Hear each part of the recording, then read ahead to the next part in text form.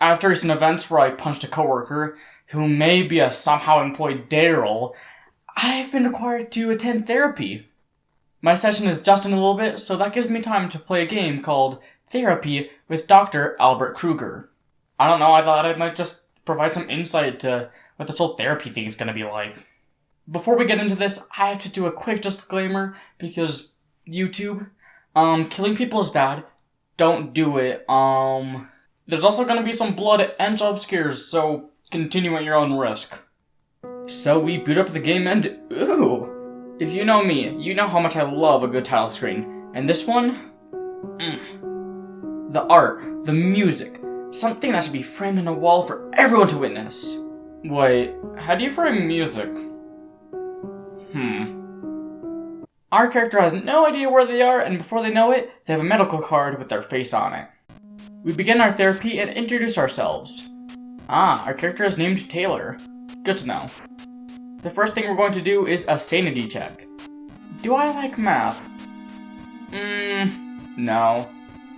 Okay, so that's the right answer. I'm sane. Okay, this is flawed. And now we have to do some math. That piece of freaking garbage. I just said I didn't like math. So we have to do some basic math. Number plus number equals number. Cool. Oh, is that... What the heck? That card has blood on it! Just like my card. Wow, me and this Krueger guy have a lot in common. Uh-oh, it's not blood. That's too bad. Okay, we're taking a little break. He raises the volume of the music. Thanks. And he asks me how I'm doing. I say I'm pretty chill. Then he asks the status of my feelings towards my post-secondary education. I say it's chill. Then he asks if I'm from G2. I'm assuming that's a place, so I say yes. I ask him if he's from G2, and, well, he says yes, too. But then he says he went to college in G4. Ask him if he went to RMU, and he says yes. And even more then, I hear that school's pretty freaking dope. I'll send myself out. Now we move to our second activity, ball and cup. Alright, so he's missing a ball and he has to go to the other room to get one. So I sit in my chair while Netflix and chillin' like a villain. Oh no! I think my fridge is acting up again. Never mind, he was just getting an eyeball from someone. Oh, the sooner I play, the sooner you'll return it? Well, I don't want someone to be missing an eye for long, so okay. It starts pretty slow and then, whoa, that's a little fast, isn't it? But somehow I managed to get most of them right. And he's getting a call.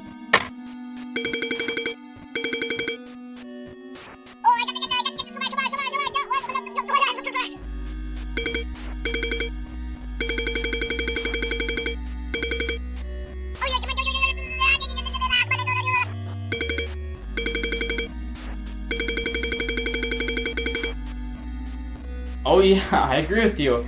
You should not come to that. No. That would not be a good.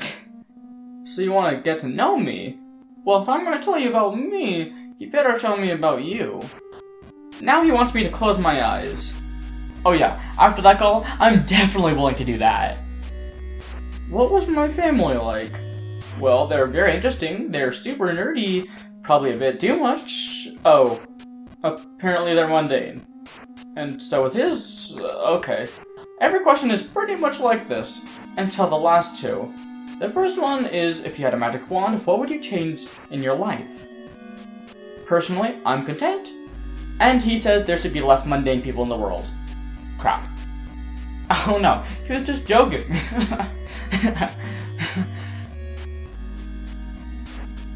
Finally, he asks me if I've ever wanted to kill someone, or maybe dismember them and make them into a hamburger. I say no, that's honestly insane, and he says he doesn't really like hamburgers. Doesn't really put me at ease. Oh yeah, and between every question you have a choice to open your eyes. And about half of them have some progressively more and more disturbing sounds. So I may have opened them a few times even after being asked not to, but... What follows is... oh no. Someone starts... what I can only assume is singing in the other room?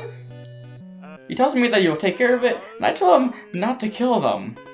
He's like, nah, who do you think I am? I'm not a dangerous sociopath with a long history of violence. No, I'm not. So in the meantime, he shows me a commercial for the company behind this dream therapy thing. Cool. Stress. It's something many of us deal with on a daily basis. Yet something... And he's back. So he took care of things. Peacefully. At least he said something that wasn't ambiguous this time. Okay, final activity. The inkblot test to see if I have underlying thought disorder. Or something like that. Bunny. Robot! Wait, why is it replacing some words with super morbid stuff? Whatever. Hey all, Luke here. I just want to let you know that we're heading into spoiler territory. So if you want to skip, you can either go in the description and click on the timestamp, or just skip ahead to this. Yeah, I suggest you play this. It's very, very cool. Without further ado, let's go! And now we're wrapping things up.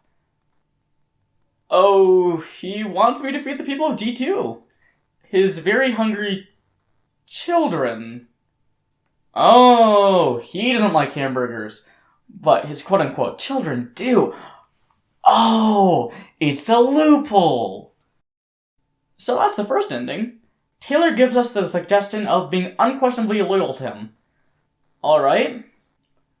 Luckily on the second playthrough, it gives us the save feature, so the ball and cup minigame should be fine.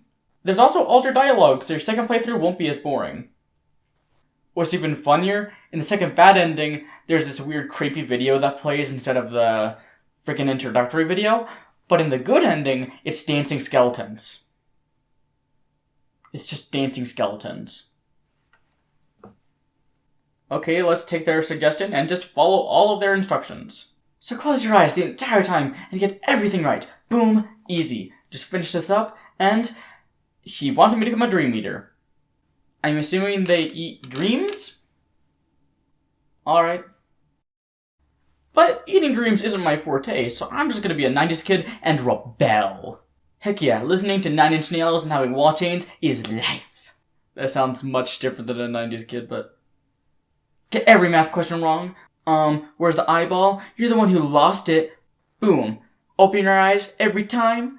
See every spooky monster and flip all the ink blots until you see Krueger's drawing of this one dude. Then he totally freaks out and crashes your game. So, open up the game and... Oh, it picks up where it left off. He apologizes and tells you who the person he drew was. Apparently, he was his arch enemy in college. They both looked alike and were very smart, so people often compare them to each other. He says that he admired and despised him at the same time. Taylor then asks him if he enjoyed feeling superior to him. He says no. And so, Taylor puts it another way. That he enjoyed that he always saw him as his goal. And that made him feel amazing. She asks if he misses his friends. He says that's absurd, but she says that's bullcrap. Artists don't typically draw things they don't like.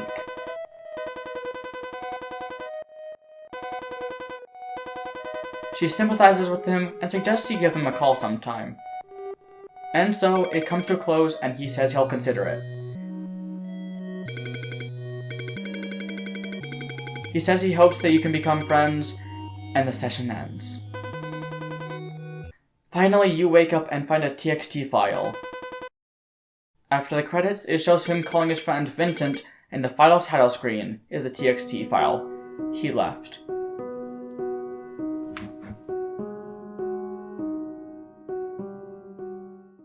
Oh my gosh, that was amazing! I seriously suggest playing this, and probably even paying for it. And the characters, while only 2, are so interesting and unique, and the mystery had me question what was going on, and wonder what was going on as I delved deeper and deeper into the game. And this game, as it turns out, is more of a side game for another game, Vincent the Secret of Meyer. While currently not out yet, it predates this game, and the main character is Vincent. So far, only the first few chapters are available, but you can bet, once it comes out, I'm gonna play the heck out of this. And when you look at the time, it's time for my own therapy. So I guess I'll see you guys later.